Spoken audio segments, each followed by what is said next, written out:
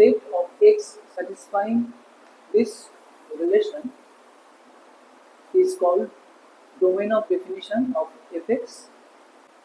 We represent it by this symbol x2 minus x1 tends to 0 or approaches 0. Now, tends to 0 or approaches 0. This is actually limiting case.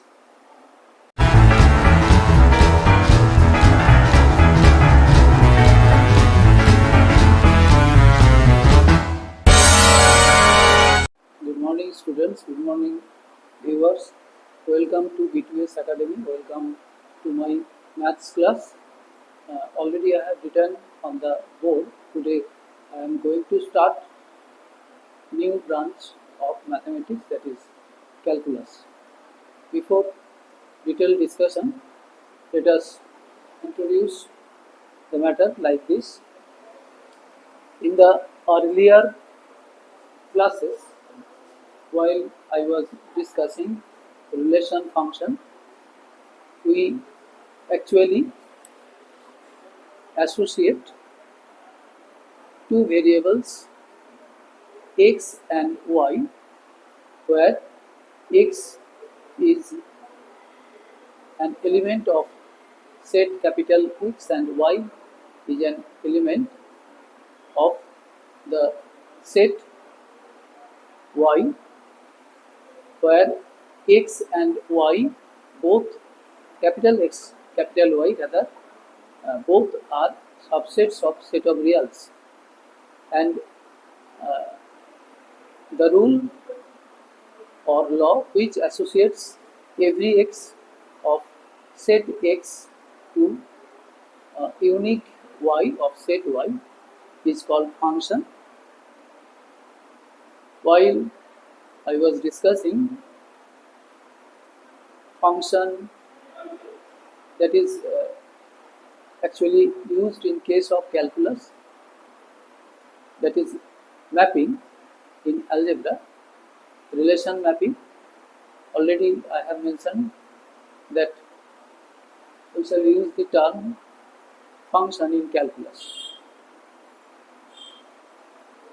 In function, what we have done, we have made connection with two variables x and y. The function is denoted by the symbol fx, which is dependent on x. Presented the matter diagrammatically. Here the rule f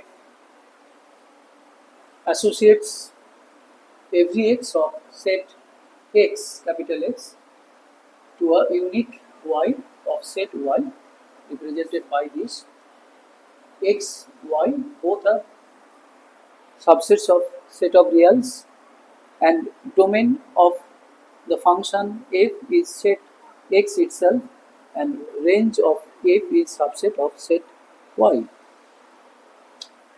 The function is defined by y equal to fx. In calculus, we call small x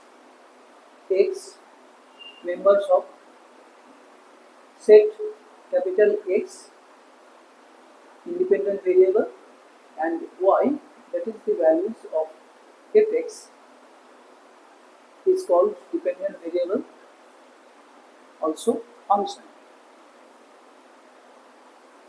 I have repeated this one.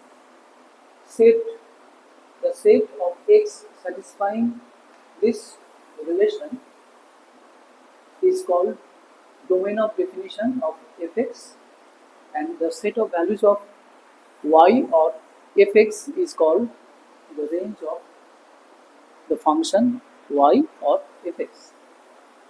Now, in calculus, what do we deal? The change of the variable x, say two values of x are x2, x1. The change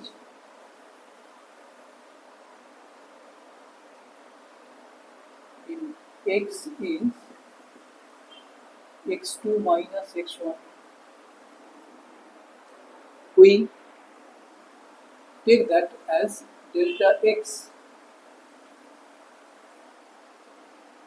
Then y or fx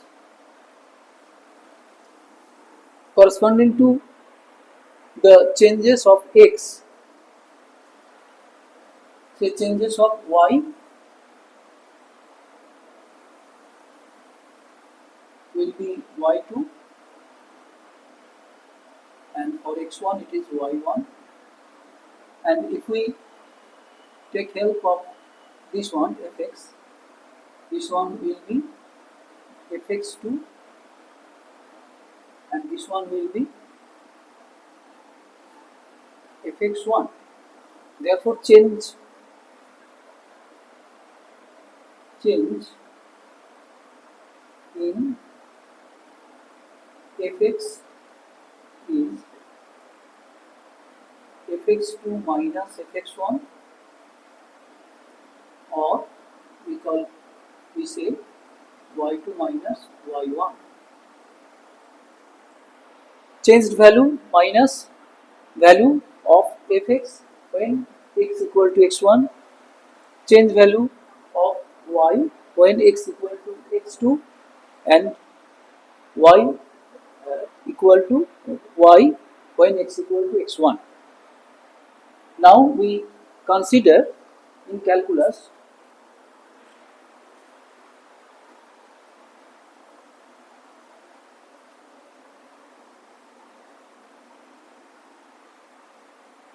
the rate of change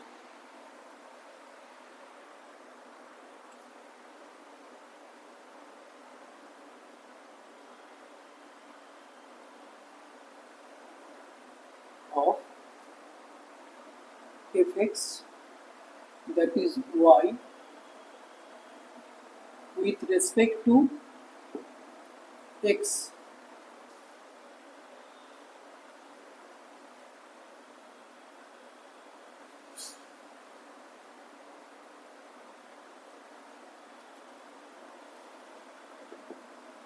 fx2 minus fx1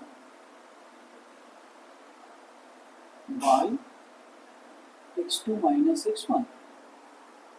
We consider this rate of change in terms of xy, this one, and in terms of fx and x, this one. When this change in x, that is x2 minus x1,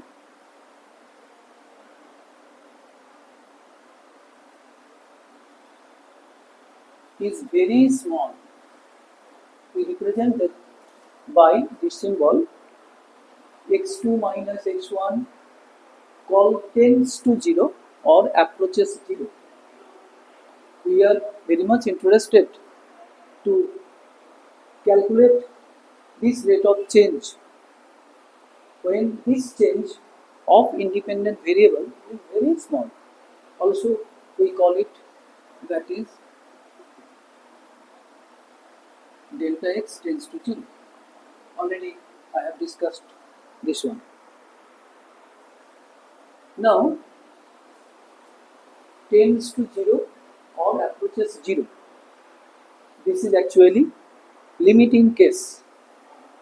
Hence, to learn in detail calculus, first we have to learn the limit. That means the starting chapter of calculus will be limit.